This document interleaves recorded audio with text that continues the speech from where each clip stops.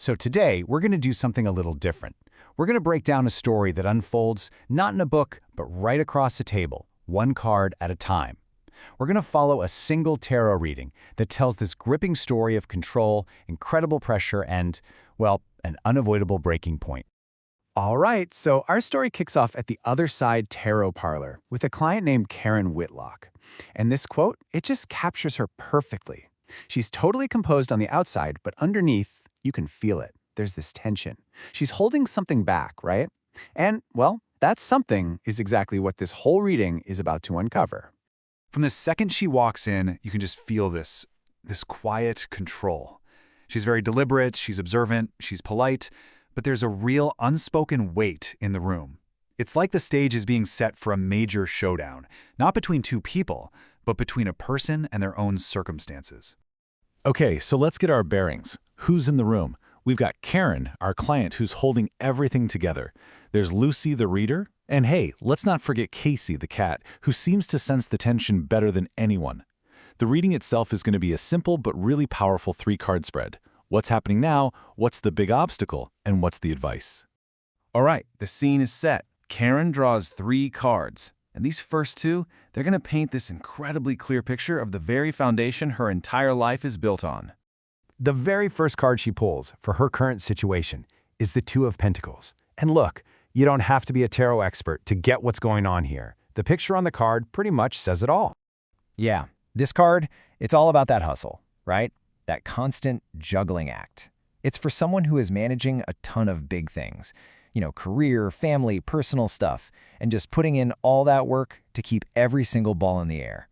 It's a card of skillful maintenance for sure, but it's also about constant, non-stop motion. You can feel the effort. There's really no rest with this card.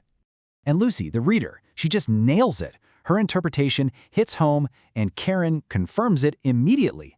This isn't just a card, this is her reality.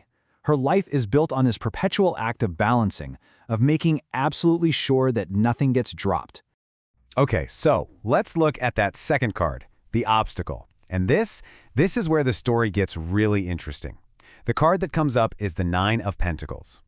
Now normally, getting this card, that's amazing. It represents success, independence, security, all built through your own hard work. I mean, it's the goal for a lot of people. But you got to remember where it landed in this reading. It's the obstacle. How can success be an obstacle? And this is the whole crux of the issue. The very independence and stability that Karen has worked so hard for has become a barrier. She's built this perfect, self-sufficient world, but has become a fortress.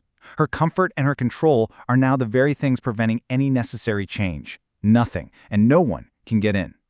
So, let's recap where we are. We've got this constant juggling act, blocked by this fortress of her own success. You can feel the tension just ratcheting up, right? The first 2 cards have built a perfect setup, and now it's time for the advice. So this is the question just hanging in the air. For a life that is so perfectly, meticulously controlled, what could the cards possibly say is the way forward? The Tower. Yep, the one everyone's afraid of.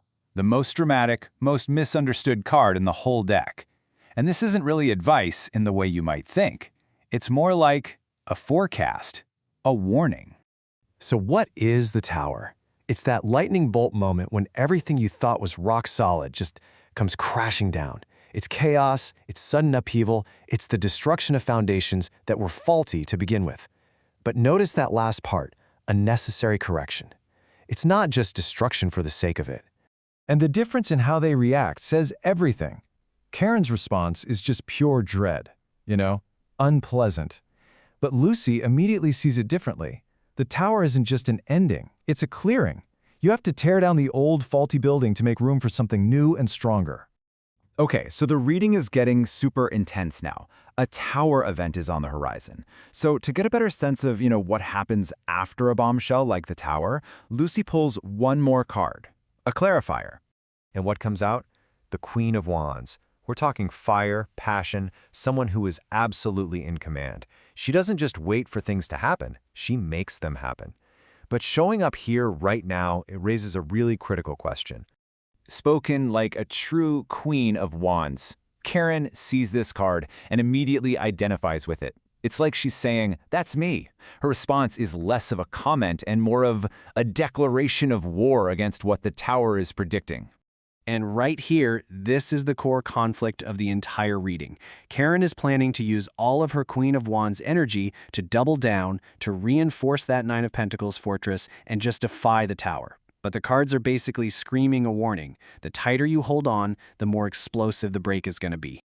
So Karen leaves. She's not convinced. She's just resolved to double down on her plan to stay in control.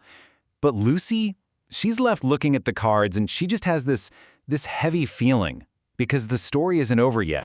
So let's just walk through the whole story these cards told us one more time. It starts with this delicate balance being maintained through constant effort. That need for control then becomes the obstacle itself. All this does is build pressure until the structure just can't hold anymore. And then finally, her own powerful will, that Queen of Wands, becomes the very thing that triggers a forceful release. This is what Lucy realizes as she looks at the empty chair. The tower, it wasn't just a possibility, it was an inevitability, because the foundations were unstable. And trying to fight it, well, that doesn't stop it from happening. And that right there, that's the final, chilling thought. Resisting the collapse, trying to hold the walls up through sheer force of will, even as they're crumbling. It doesn't save the structure. It just guarantees that when it finally does come down, the crash will be that much more dramatic, that much louder, and that much more destructive. So in the end, we're left with this massive question, right? Karen Whitlock represents that ultimate desire we all sometimes have for control over our own lives. The cards, though, they represent an unavoidable, powerful force of change. So what happens when an unstoppable force meets a seemingly immovable object? Well, this reading, it gives us a pretty clear and honestly a pretty unsettling answer.